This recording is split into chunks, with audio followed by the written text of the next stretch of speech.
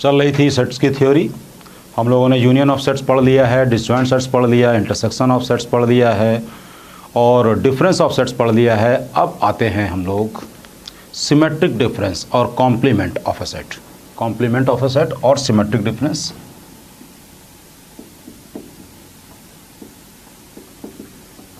Of a set. Complement of a set में आपको universal set की ज़रूरत पड़ जाएगी। यूनिवर्सल सेट की ज़रूरत पड़ जाएगी मतलब यूनिवर्सल सेट दे रखा हो 1 2 3 4 5 6 और ये दे रखा हो 1 2 3, तो कॉम्प्लीमेंट ऑफ सेट को ए सी या ए डैश या ए लाइक दिस, इसको हम लोग लिखते हैं। तो ए डैश इज इक्वल टू, यानी कि जो अब ए में नहीं है वो हो जाएगा कॉम्प्लीमेंट। मीन्स क्या क्या बचा, 4 5 और 6।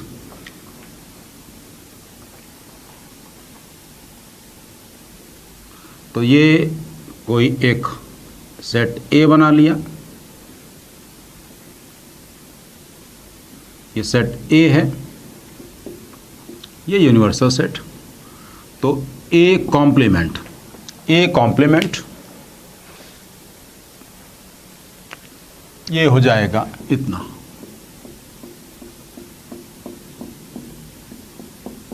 ये हो जाएगा, ये जो रेड से सेट किया हुआ है ये हो जाएगा। फिर इसके बाद अब हम लोग, ये एक चीज़ हो गई, केवल हमने इसके लिए एक केस बना दिया है। अब नेक्स्ट केस बनाते हैं। नेक्स्ट केस बनाते हैं अगर ए यूनियन बी, ए और बी दो सेट दे रखे हैं और उसका कॉम्प्लीमेंट अगर हमको करना है।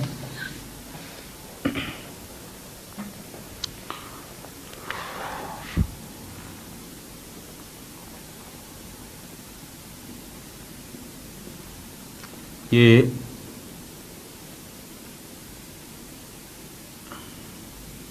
ए बना लिया और फिर इसके बाद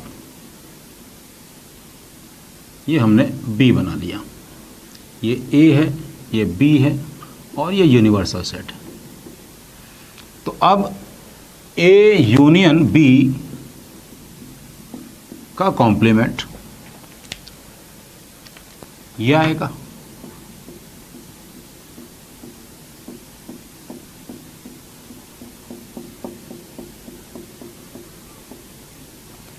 इसको अब हम कुछ सेट्स लेके भी देख लेते हैं। A is equal to 1 2 3 4, B is equal to 3 4 5 6। तो इसमें ए इंटरसेक्शन बी कितना है, 3 और 4 है। ए इंटरसेक्शन बी 3 और 4 है। यूनियन, यूनियन नहीं, यूनिवर्सल सेट। यूनिवर्सल सेट हमने ले लिया 1 2 3 4 5 6 7 और 8, ये हमने ले लिया। तो ए यूनियन बी कितना है, ए यूनियन बी है 1 2 3 4 5 और 6। अब ए यूनियन बी का कॉम्प्लीमेंट अगर हम कहें तो वो आ रहा है 7 और 8, 7 और 8। अब केवल ए कॉम्प्लीमेंट अगर हम चेक करें तो वो आ गया 5 6 7 और 8। और हम बी कॉम्प्लीमेंट अगर हम चेक करें, बी कॉम्प्लीमेंट करेंगे तो वो हो जाएगा 1 2 और 7 8, 1 2 और 7 8। अब हम इन दोनों का इंटरसेक्शन चेक करें, इसका इंटरसेक्शन चेक करेंगे तो वो आ गया 7,8, वो आ गया 7,8। तो यहाँ से हमको एक अच्छा फॉर्मूला मिल गया जो कि हमने ऐसे प्रूव भी कर लिया कि ये और ये दोनों इक्वल हैं। तो हम यहाँ पे कहेंगे कि ए यूनियन बी का complement is equal to A complement intersection B complement. तो ये एक अच्छा फॉर्मूला हमारे दिमाग में आ गया है। अब ये आप अपने पास रखेंगे इस फॉर्मूले को। नेक्स्ट, अब इसके बाद एक और पढ़ते हैं हम लोग, symmetric difference of sets.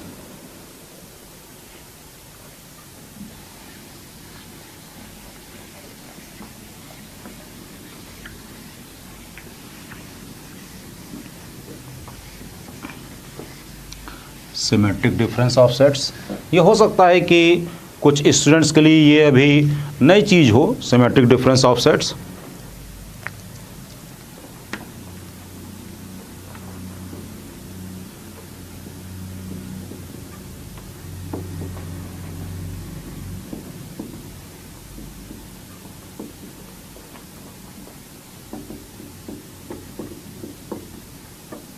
Of sets,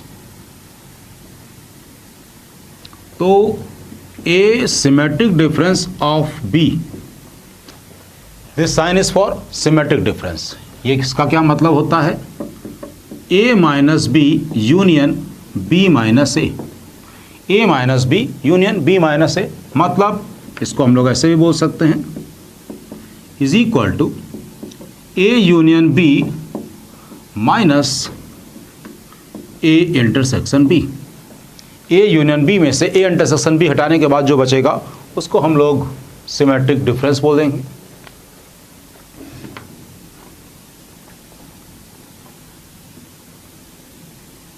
तो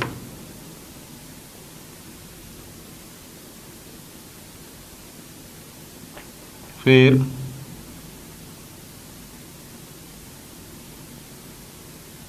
ये आ गया ए, ये बी। अब हमने तो ये केस पहले बना लिया है, ये बाय चांस हमसे पहले यही बन गया है, तो अब इस केस की ही बात कर लें। तो example, A is equal to 1 2 3 4 और बी है, इसमें कुछ कॉमन तो नहीं है, 5 6, तो ए सिमेट्रिक डिफरेंस बी बराबर क्या है? A union B minus A intersection B, और इस केस में ए इंटरसेक्शन बी है ही नहीं, ए इंटरसेक्शन बी है ही नहीं, तो इसका मतलब A intersection B is equal to A union B हो जाएगा, मीन्स यही हो जाएगा सिमेट्रिक डिफरेंस। नेक्स्ट,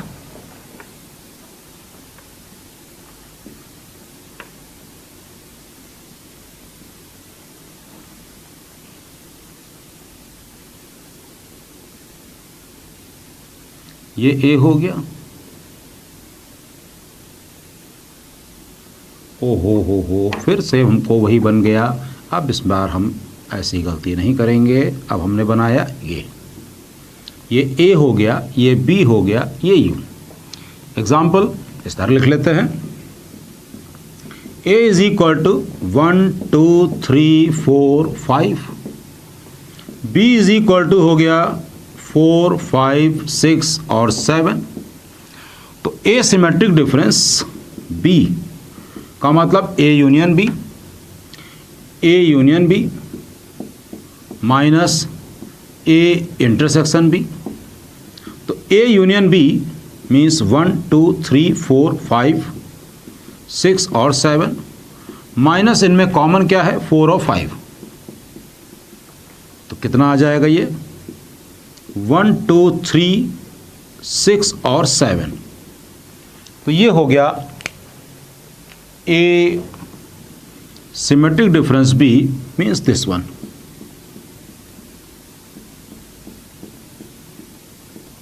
ये आ गया। एक और लास्ट केस, जबकि बी पूरी तरह से सबसेट हो ए का, उस पर भी केस भी कर ले।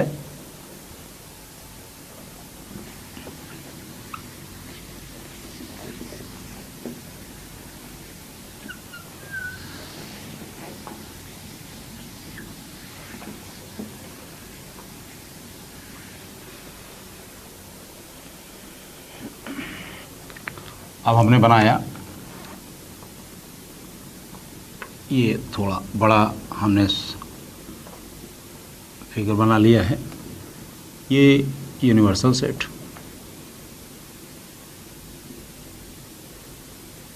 ये ए को रिप्रेजेंट कर रहा है, तो ए हमने मान लिया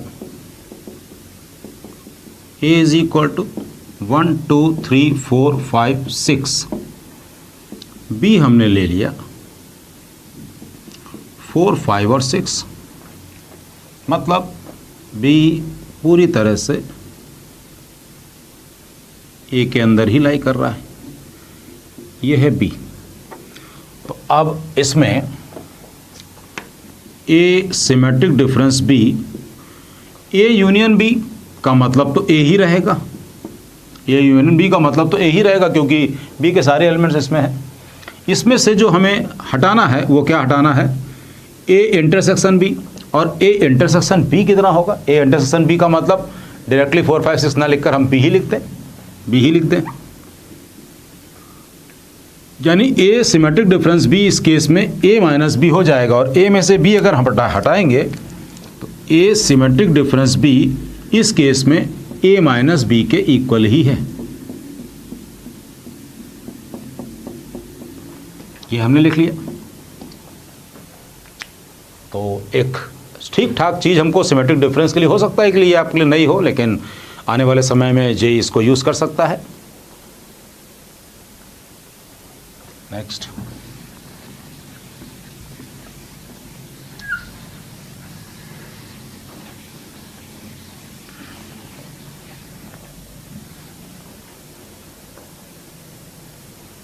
अब डी मॉर्गन्स लॉ,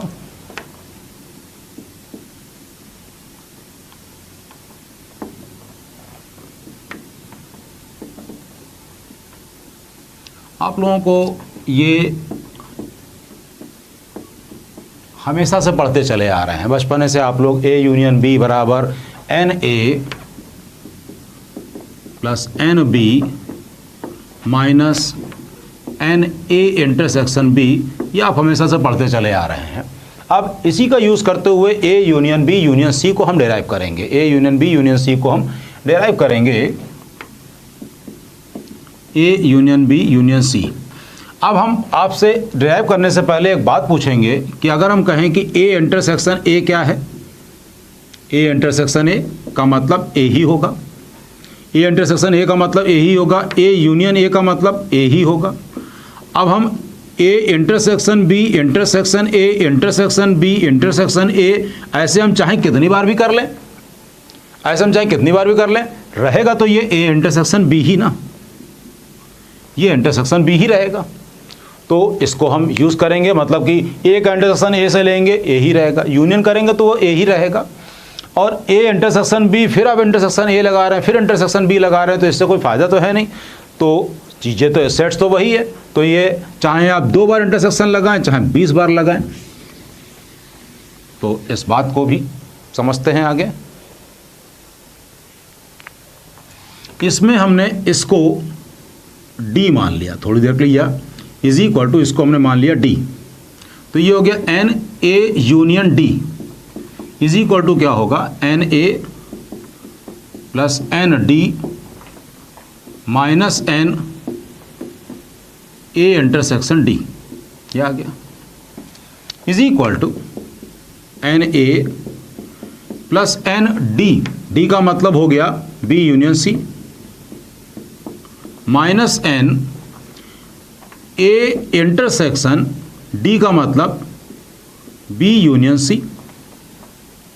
अब यहाँ पर हम आप लोगों को एक खास बात बताएं कि जो इंटरसेक्शन है इसको आप मल्टीप्लाई की तरह से यूज़ करें और यूनियन को प्लस की तरह से यूज़ करें, और जैसे अलजेब्रा लगाते हैं सेम वैसी अलजेब्रा लगा दें, कभी आपसे कोई गलती नहीं होगी, कोई आपको फॉर्मूला इस तरह से याद करने की ज़रूरत नहीं पड़ेगी कि A union B A intersection B union C क्या होगा।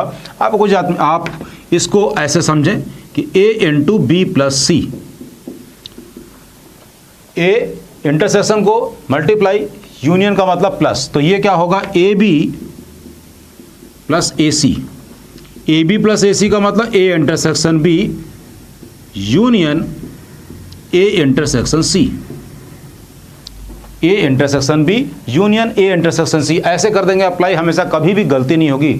ऐसे बहुत सारे क्वेश्चन आप सीधे सीधे मल्टीप्लाई और प्लस करके भी सॉल्व कर सकते हैं। तो अब आगे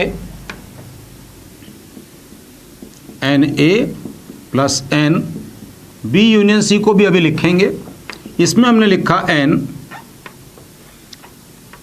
ए intersection B union A intersection C is equal to n A plus N B union C minus, इसमें अब हमने फॉर्मूला यही वाला लगा दिया, यही वाला फॉर्मूला फिर से लगा दिया।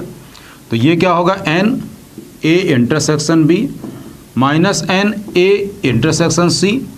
तो ये माइनस है, माइनस ऑलरेडी लगा है तो प्लस हो जाएगा n this intersection this A intersection B A intersection B intersection A intersection C. ये हमने लिख लिया। अब यहां पर देखिए, गौर करिए, A intersection B intersection A intersection C. अब ए को हम 2 बार लिख रहे हैं, 2 बार लिखने का कोई फायदा तो है नहीं। 2 बार लिखें, 2 बार या 200 बार लिखें, उससे कोई फायदा नहीं है। इंटरसेक्शन तो हमें एक ही बार ही लेना होगा ना, उसके बाद तो वो छन कर आ जाएगा। फिर आगे इसको एन ए प्लस एन, इसमें फॉर्मूला लगा दिया, plus N C minus B intersection C minus N A intersection B minus N A intersection C plus N A intersection B intersection C.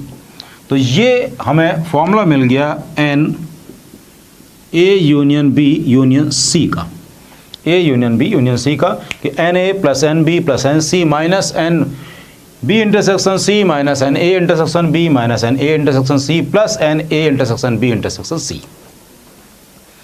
अब इसके बाद फिर 1-2 क्वेश्चन कर लेते हैं, तो ये चीज़ बिल्कुल क्लियर हो गई। यहाँ पे हमने जैसा कि बता दिया कि इंटरसेक्शन हो तो उसको आप मल्टीप्लाई की तरह ट्रीट कर लेंगे और यूनियन को प्लस की तरह ट्रीट कर लेंगे। You will save your time, क्योंकि हो सकता है कि आप इसमें इस फॉर्मूले में, इस टाइप के फॉर्मूले में कंफर्टेबल ना हो। तो अब नेक्स्ट इसके बाद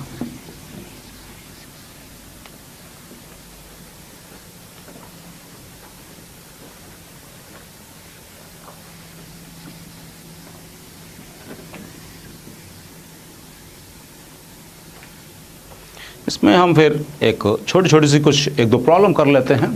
छोटी सी प्रॉब्लम है,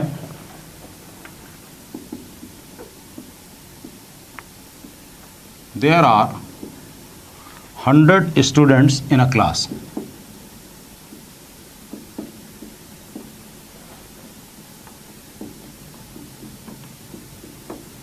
Students in a class who can either speak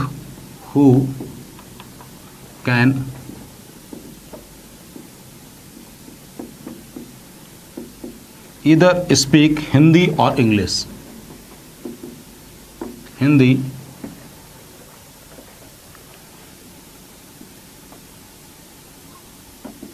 or English. 30 can speak only English.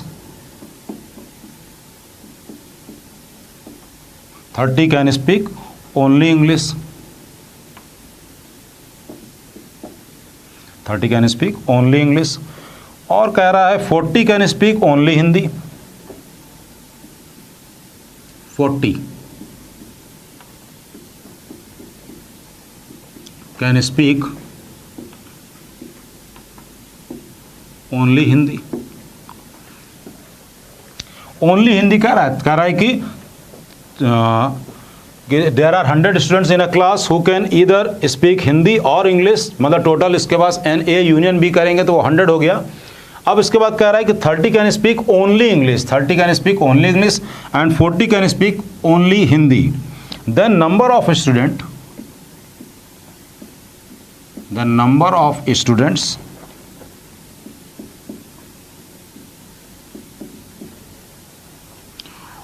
who can speak both,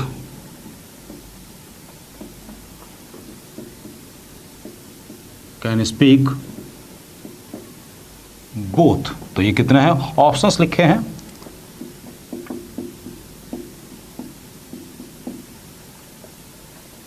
twenty 30 40 और 15, 20 30 40 और 15। तो इसको करके देख लेते हैं, शायद बहुत सिंपल सा क्वेश्चन होगा ये। तो इसमें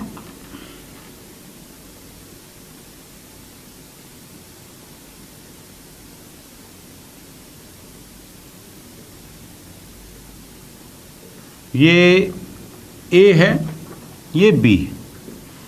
इसमें कह ये रहा है कि टोटल तो 100 हो गए, मतलब A union B is equal to 100 है, टोटल तो 100 हो गए, ये तो बात क्लियर हो गई। इसके बाद कह रहा है कि 30 कैन स्पीक ओनली इंग्लिश, इसको हम इंग्लिश मान ले रहे हैं, ये फॉर इंग्लिश है and it is for Hindi, it is for Hindi. कह रहा है कि 30 can speak only English means 30 यहाँ पर है and 40 can speak only Hindi, तो ये हमने x मान लिया, x। फॉर्मूला क्या होता है, n A union B is equal to n A plus N B minus N A intersection B, तो ये तो है 100। एन ए का मतलब, एन ए का मतलब जो कॉमन वाला है वो भी इसमें आ जाता है, मीन्स 30 प्लस एक्स। बी का मतलब 40 प्लस एक्स। कॉमन कितना है, कॉमन कितना है x, कॉमन है x, तो ये हो गया 70, मीन 70 इधर आ गया 30 और x कैंसिल बचा x। तो ये तो बहुत ही इजी सा क्वेश्चन, लेकिन आ जाते हैं मेंस में आ जाते हैं, तो x की वैल्यू 30 इजीली हमने निकाल लिया। नेक्स्ट क्वेश्चन करते हैं, एक और क्वेश्चन कर लेते हैं, फिर उसके बाद आगे की थ्योरी फिर कंटिन्यू करेंगे।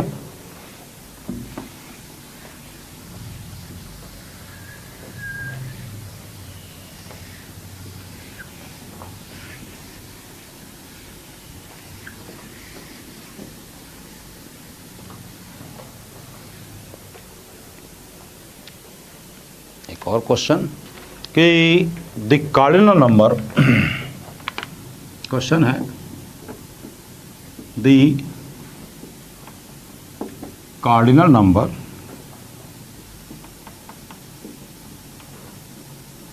Of set A is equal to X और X square minus 1 is equal to 0 है, एंड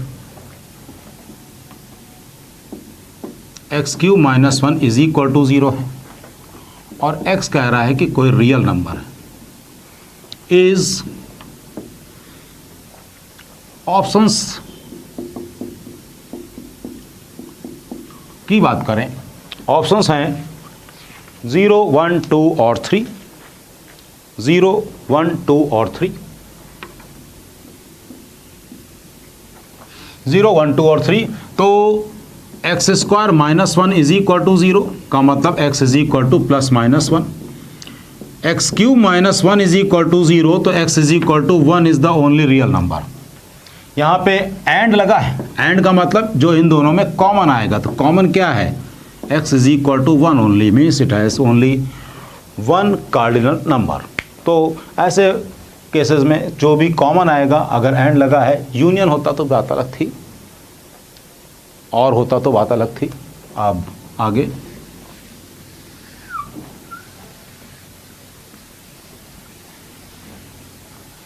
अब हम लोग बात करते हैं प्रोडक्ट ऑफ टू सेट्स की। प्रोडक्ट ऑफ टू सेट्स,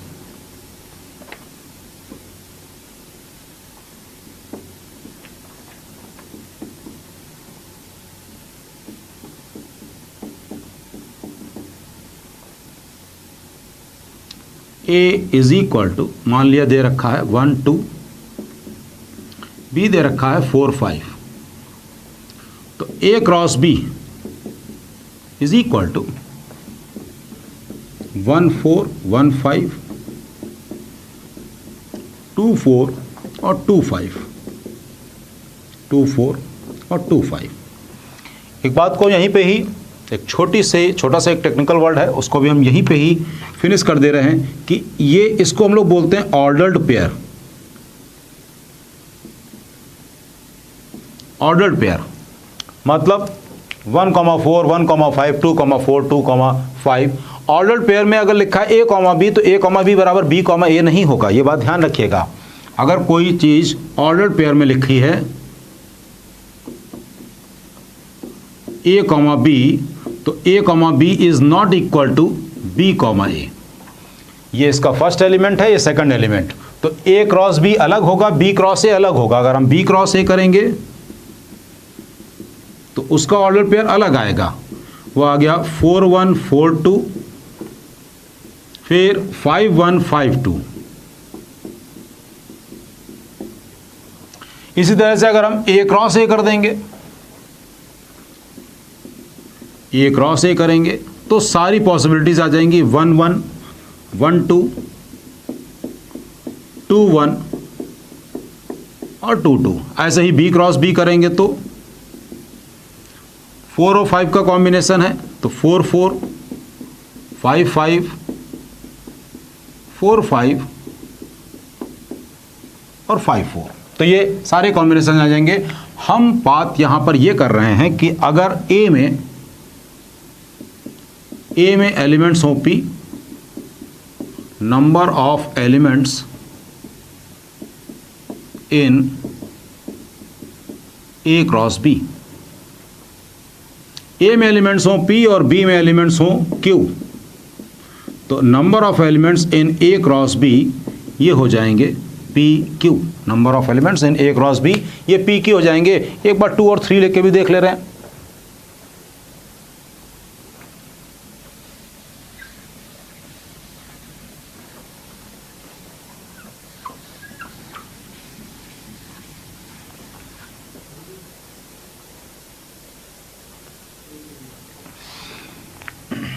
ए में एक बार और ले लेते हैं। ए इज इक्वल टू हमने ले लिया 1 2 3, बी इज इक्वल टू हो गया 4 5, तो ए क्रॉस बी अगर करेंगे 1 4 1 5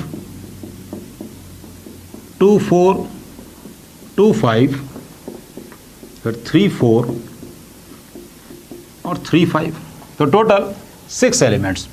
ए में एलिमेंट्स थे 2, बी में एलिमेंट्स थे 3, तो ए क्रॉस बी में एलिमेंट्स 6 हो गए। ए क्रॉस बी में एलिमेंट्स 6 हो जाएंगे। नेक्स्ट, अब आता है रिलेशन।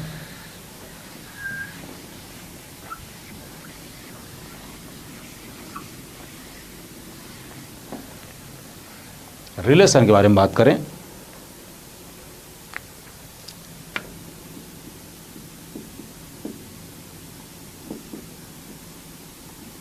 रिलेशन के बारे में अगर हम बात करते हैं तो चलिए 2 सेट बना लेते हैं। एक सेट हमने ये बना लिया और एक सेट और बना लेते हैं P। यहाँ पे हमने लिखा, यहाँ पे हमने कोई सिटी डाला, सिटी जैसे कि हमने लिखा लखनऊ, लखनऊ लिखा। फिर हमने लिखा भोपाल, भोपाल के बाद हमने लिखा गुलबर्गा,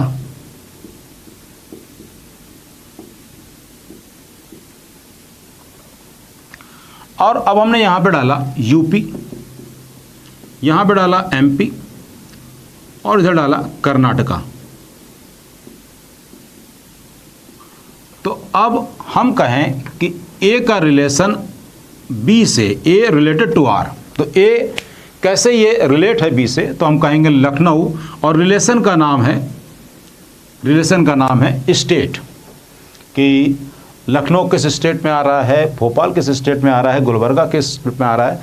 तो लखनऊ कनेक्टेड है यूपी से, भोपाल एमपी में आता है, गुलबर्गा कर्नाटका में आता है।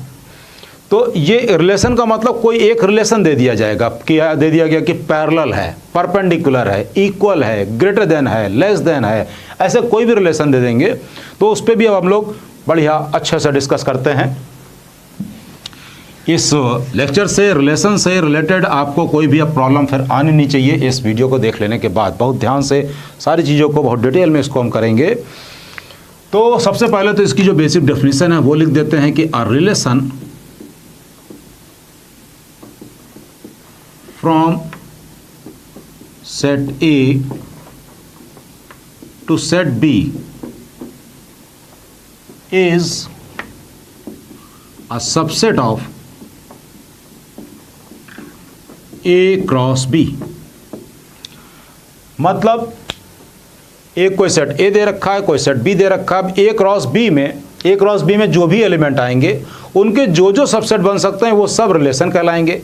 कैसे कहलाएंगे, अब ये बात समझिए। मान लिया कि A में दे रखा है, इसको ओरली समझते हैं, इसको हम लोग ओरली समझते हैं, बहुत ध्यान से हमारी बातों को सुनते रहिएगा। A दे रखा है 1 2 और B दे रखा है 3 4। अब इसके बाद हमने A क्रॉस B बनाया तो वो आया 1 3 1 4 2 3 2 4। अब इसमें से हमने कोई भी ऑर्डर पेयर पकड़ लिया 1 2। तो अब इसमें कोई भी रिलेशन बन सकता है कि A B है और A लेस देन B है और डिफरेंस इसका 1 का है। अब मान लिया 1 3 कर दिया, 1 3 हमने लिख दिया, तो 1 3 में भी आप एक रिलेशन बना सकते हैं कि पहला एलिमेंट दूसरे से 2 नंबर कम है। इसी तरह से 3 1 अगर लिखा है या 3 5 लिखा है, कैसे भी कोई भी 2 नंबर है तो उसमें कोई रिलेशन बना सकते हैं। तो कह रहा है कि a relation from set A to set B is a subset of A cross B का मतलब वो जितने भी एलिमेंट्स आएंगे उसके जो जो भी सबसेट आप बना सकते हैं वो सभी रिलेशन कहलाएंगे। रिलेशन में 3 चीज़ें होती हैं। सबसे पहले रिलेशन को हम ये देख लेते हैं कि नंबर ऑफ रिलेशन कितने हो सकते हैं। नंबर ऑफ रिलेशंस, तो नंबर ऑफ रिलेशंस की बात करें तो मान लिया कि A में एलिमेंट हैं P, B में एलिमेंट हैं Q, तो A क्रॉस B में एलिमेंट्स होंगे PQ। तो number of relation is equal to 2 to the power PQ होंगे। क्यों? क्योंकि नंबर ऑफ सबसेट्स है, number of A cross B। A cross B के जितने भी सबसेट होंगे, अब किसी भी एलिमेंट में अगर 5, किसी भी सेट में अगर 5 एलिमेंट है तो उसके सबसेट कितने होंगे 2 टू द पावर 5। तो वैसे यहाँ पे भी 2 टू द पावर PQ। अब हम लोग बात करते हैं ये रिलेशन कौन कौन से टाइप के होते हैं, कितने टाइप के होते हैं, इसके बारे में पूरी बात करते हैं, डिस्कशन करते हैं। इसमें अच्छे से समझना है, बहुत ही अच्छे से, क्योंकि रिलेशन जैसे टॉपिक आपको बहुत बोर करते हैं। लेकिन अब यहीं पे ही इसको हम इसी लेक्चर में आपको बिल्कुल क्लियर कर लेना है, क्योंकि रिलेशन टॉपिक से बेस्ड, इस रिलेशन टॉपिक पे बेस्ड अगर कोई क्वेश्चन आएगा तो इसमें टाइम नहीं लगेगा, बहुत ईजिली, बहुत जल्दी, बहुत आराम से सॉल्व हो जाता है। तो सबसे पहले हम बात करते हैं रिफ्लेक्सिव रिलेशन की। रिफ्लेक्सिव रिलेशन,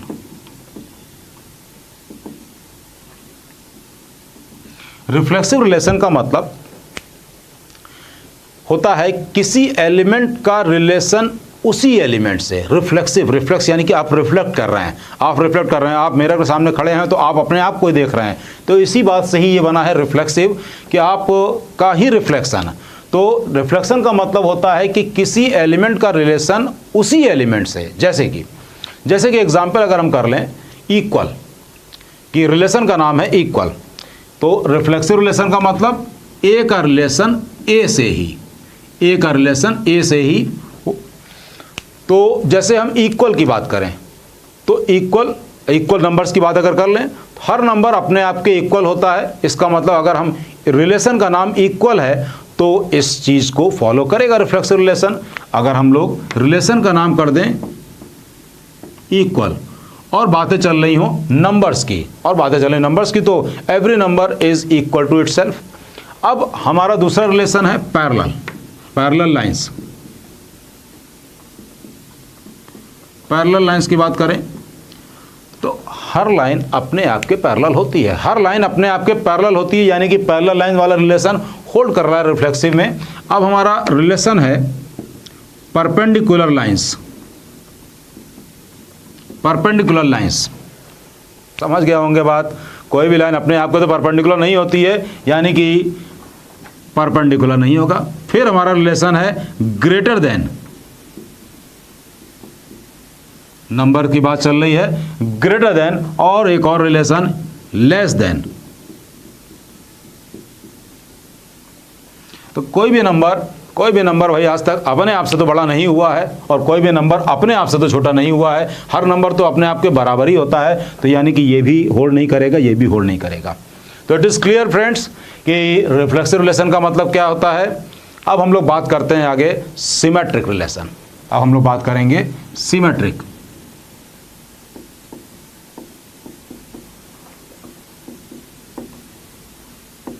सिमेट्रिक रिलेशन में,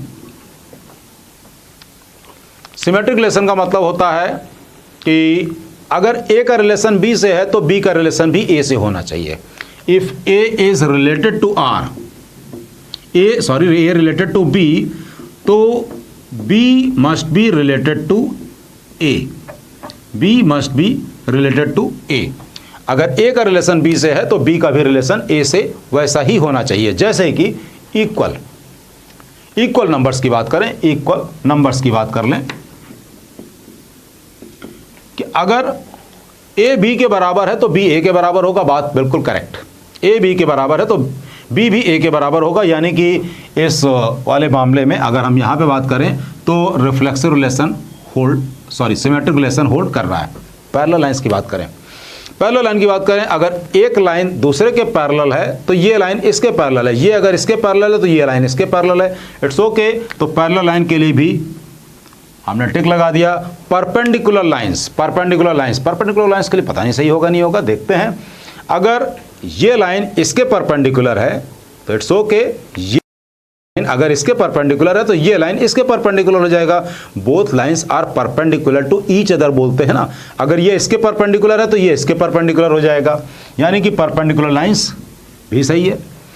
ग्रेटर देन, अगर ए बी से बड़ा है तो बी ए से भी बड़ा होगा, इजंट इट? गलत। ए अगर बी से बड़ा है तो बी तो ए से छोटा होगा। ए अगर मान लिया 30 20 से बड़ा है तो 20 तो 30 से छोटा हो गया, यानी कि greater than sign, greater than वाला मामला सिमेट्रिक में नहीं लगेगा। फिर आती है बात लेस देन, अगर ए बी से छोटा है तो बी तो ए से बड़ा हो गया, यानी कि यहाँ पे भी ये गड़बड़ हो गया। अब ये हो गया सिमेट्रिक का जैसे कि नाम सही था कि सिमेट्रिक होना चाहिए, ए का अगर बी से है तो बी का भी वही चीज़ सिमेट्री ए से होनी चाहिए। अब हम लोग बात करते हैं ट्रांजिटिव की।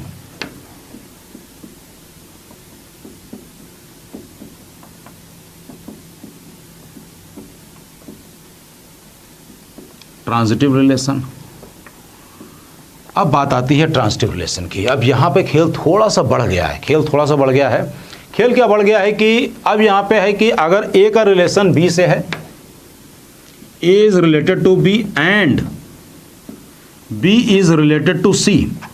अगर ए का रिलेशन बी से है और बी का रिलेशन सी से है तो ए का रिलेशन सी से होना चाहिए, तो ए का रिलेशन सी से होना चाहिए। ए का रिलेशन बी से है और बी का रिलेशन सी से है तो ए का रिलेशन सी से भी होना चाहिए। इसका मतलब कैसे कि जैसे कोई तीन लाइंस हैं, पहली लाइन दूसरे के पैरेलल है, दूसरी लाइन तीसरे के पैरेलल है, तो पहली लाइन तीसरे के भी पैरेलल होगी। पैरेलल लाइंस की अगर हम बात करें तो कोई तीन लाइंस, ये line A B C, A B के पैरेलल है, बी सी के पैरेलल है, तो इसका मतलब सी ए के भी पैरेलल होगा। ये बात क्लियर हो गई। यानी कि अगर हम पैरेलल लाइंस की बात करें तो पैरेलल लाइंस का मामला ट्रांजिटिव ओके कर रहा है। अब हम बात करें इक्वल नंबर्स की, बिल्कुल क्लियर है। आई थिंक इसको समझने की जरूरत नहीं कि अगर ए बी के बराबर है, बी सी के बराबर है तो ए सी के बराबर होगा, ए बी के बराबर है, बी सी के बराबर है तो ए सी के बराबर होगा, ये भी करेक्ट है। परपेंडिकुलर लाइंस की भाई ये लाइन इसके परपेंडिकुलर है, ये मान लिया ए है, ये बी है, ये बी लाइन इसके परपेंडिकुलर है, ये सी है, तो क्या ए और सी ये परपेंडिकुलर हुई? नहीं हुई, ये तो पैरेलल हो गए। 2D की बात करें अगर हम तो ए बी के परपेंडिकुलर है, बी सी के परपेंडिकुलर है, तो ए और सी तो आपस में पैरेलल हो गई, तो यहाँ पर परपेंडिकुलर लाइंस होल्ड नहीं कर रहा है। अब बात करते हैं ग्रेटर देन की बात करें तो ग्रेटर देन में चेक कर लेते हैं कि ए बी से बड़ा है, बी सी से बड़ा है, तो क्या ए सी से बड़ा होगा? यस इट इज़ बड़ा होगा। क्यों? क्योंकि 100 अगर 60 से बड़ा है, 60 अगर 40 से बड़ा है तो 100 40 से बड़ा होगा। बात करेक्ट है, तो यानी कि ग्रेटर देन वाली बात भी सही होगी, और अगर ग्रेटर देन करेक्ट है तो लेस देन भी होगा ही होगा, क्योंकि अगर हमने लिखा 20 is less than 40 is less than 60, तो 20 इज़ लेस देन 60, तो लेस देन का भी मामला करेक्ट होगा। तो ये हमको पता चल गया कि रिफ्लेक्सिव क्या होता है, सिमेट्रिक क्या होता है और ट्रांजिटिव क्या होता है। एक बात और भी है, अगर कहीं किसी क्वेश्चन में ये तीनों एक साथ होल्ड कर रहे हैं, तीनों ही करेक्ट हैं, तीनों ही होल्ड कर रहे हैं, तो उसको हम लोग बोलते हैं इक्विवेलेंस रिलेशन। उसका नाम होता है इक्विवेलेंस रिलेशन। इक्विवेलेंस रिलेशन का मतलब विच होल्ड्स ऑल दीज थ्री, जो इसमें रिफ्लेक्सिव भी हो, सिमेट्रिक भी हो और ट्रांजिटिव भी हो, तो उसको हम लोग बोलते हैं equivalence relation.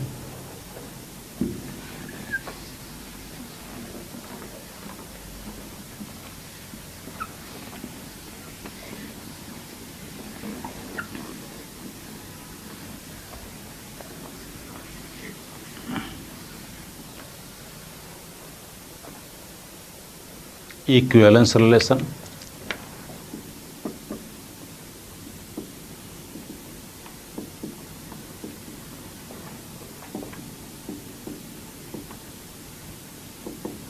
equivalence relation means which holds all three relations.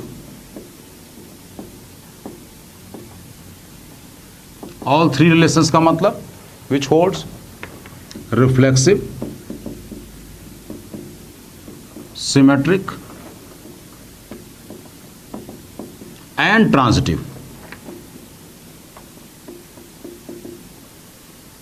तीनों ही करेगा, तो उसको हम लोग बोलेंगे कि ये इक्विवेलेंस रिलेशन है। अब आगे फिर उसके बाद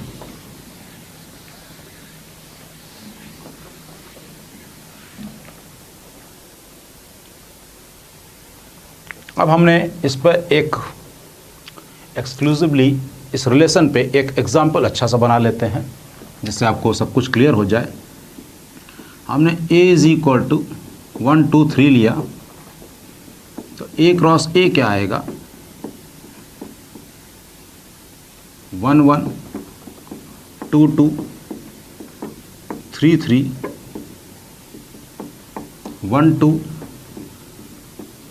1 3 2 1 2 3 3 1 3 2 3 3 ऑलरेडी ले चुके हैं। अब हम इसमें ये क्वेश्चंस बना रहे हैं। क्वेश्चन हमने लिया 1 1 2 2 3 3 R2 1 1 2 2 3 3 1 2 1 3 इतना लिया। R3 1 1 2 2 1 3 3 1 R4 2 2 3 3 2 1 1 2 R5 1 1 2 2 3 3 1 2 2 1 3 1 1 3 R6 1 1 2 2 3 3 फिर 1 2 1 3 2 1 2 3। अब R7 1 1 1 2 2 1 1 2 2 3 3 1 1 2 2 3 3। फिर इसके बाद 1 2 1 3 2 1 2 3 3132 ये आ गया। ये हमने टोटल कुल 7 हमने एग्जाम्पल्स ले रहे हैं। ये सारे एक तरह से सारे के सारे क्वेश्चंस हैं। अब यहाँ पर हम बनाते हैं रिफ्लेक्सिव। ये रिफ्लेक्सिव के लिए हो गया, फिर सिमेट्रिक एंड देन ट्रांजिटिव और फिर इक्विवेलेंस।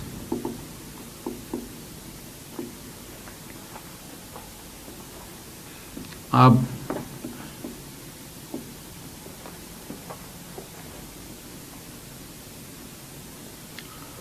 तो इसमें लिख लेते हैं 1 2 3 4 1 2 3 4 5 6 और देन 7। सबसे पहले बात करते हैं, तो जैसा जैसा बताएंगे स्टूडेंट्स वैसा आप दिमाग में रखते रहिएगा। 1 1 2 2 3 3। अब इसमें रिफ्लेक्सिव का मतलब होता है, रिफ्लेक्सिव का मतलब होता है कि किसी भी एलिमेंट का रिलेशन उसी एलिमेंट से। अब यहाँ पर यह भी बात ध्यान रखनी है कि जितने एलिमेंट हो सारे यूज होने चाहिए, सभी का रिलेशन रिफ्लेक्सिव होना चाहिए। मतलब कहने का ये 1 1 2 2 3 3 मतलब 1 1 भी है, 2 2 भी है, 3 3 भी है, यानी कि ये रिफ्लेक्सिव रिलेशन है।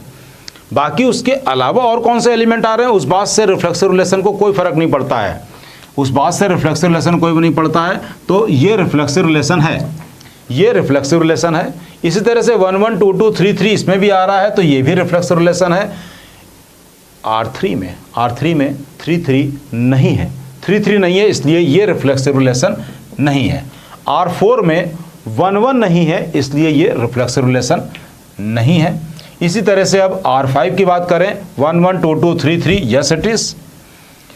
R6 में भी है और R7 में भी है। ये आ गया।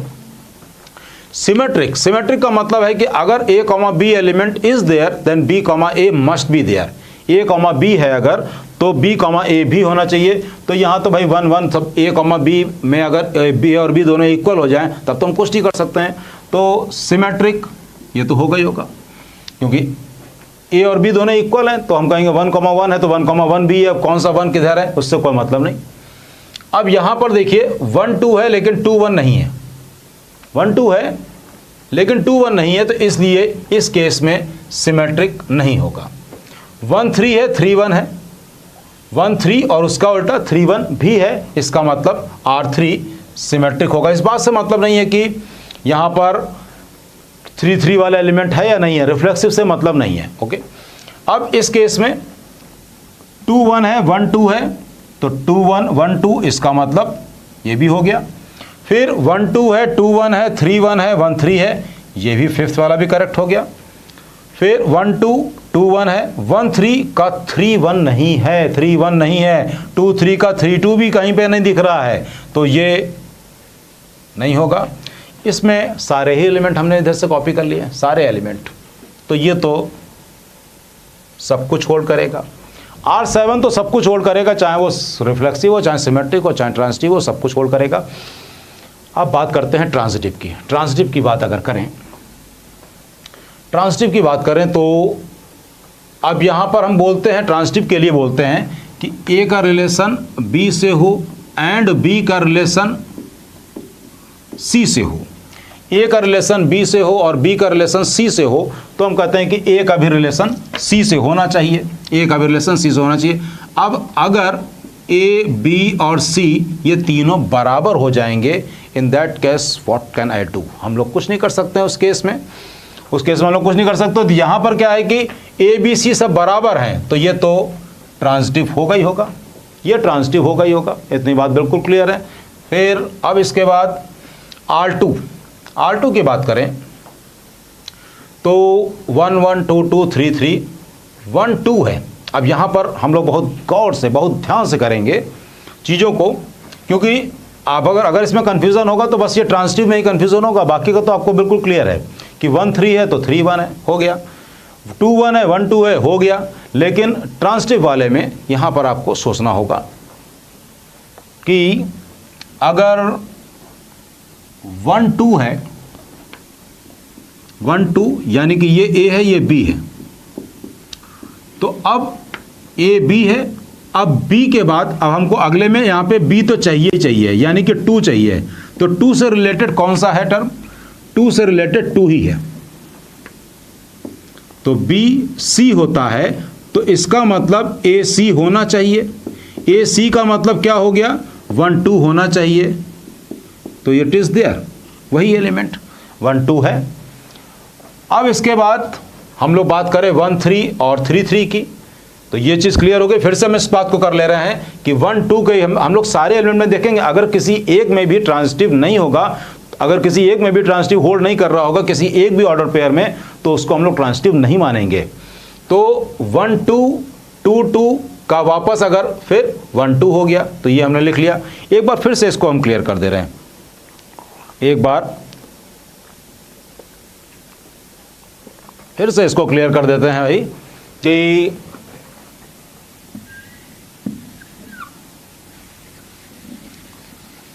हमको ये पता है कि ए का रिलेशन बी से हो, बी का रिलेशन सी से हो। तो बात क्या है कि ए का रिलेशन बी से एंड बी का रिलेशन सी से, इट इम्प्लाइज ए का रिलेशन सी से, ये होना चाहिए। तो अब यहां पर 1 3 के बारे में डिस्कस करते हैं। तो 1 3 तो यानी कि ये हुआ ए बी एंड अब अगले वाले में बी तो आना ही आना है, अगले वाले में बी आना है का मतलब कि अगले वाले में 3 आना है। अब 3 से रिलेटेड ऑर्डर पेयर कौन सा दे रखा है, इस पे बात करें तो 3 से रिलेटेड ऑर्डर पेयर 3 ही दे रखा है। तो 3 3, तो बी सी होता है, तो ए सी होना चाहिए। तो ए सी क्या है? 1 3, वो वापस वही है ऑर्डर पेयर। इसका मतलब सेकंड वाले में ट्रांजिटिव करेक्ट है, R2 होल्ड कर रहा है, करेक्ट है। अब हम लोग इसमें डिस्कस करते हैं। 1 3 है, 3 1 है, तो 1 1 होना चाहिए। 1 3 है, 3 1 है, तो 1 1 होना चाहिए, इट इज देयर। फिर इसके बाद 3 1 है। अब यहां पर फिर से देखिए भाई, 1 3 है, 3 1 है, तो 1 1 होना चाहिए, जो कि है, करेक्ट है, बात ठीक है। अब 3 1 को चेक करेंगे। 1 3 का तो हमें मामला करेक्ट मिल गया, अब 3 1 का चेक करेंगे। तो 3 1 एंड 1 के बाद 3 1 है, तो 1 से रिलेटेड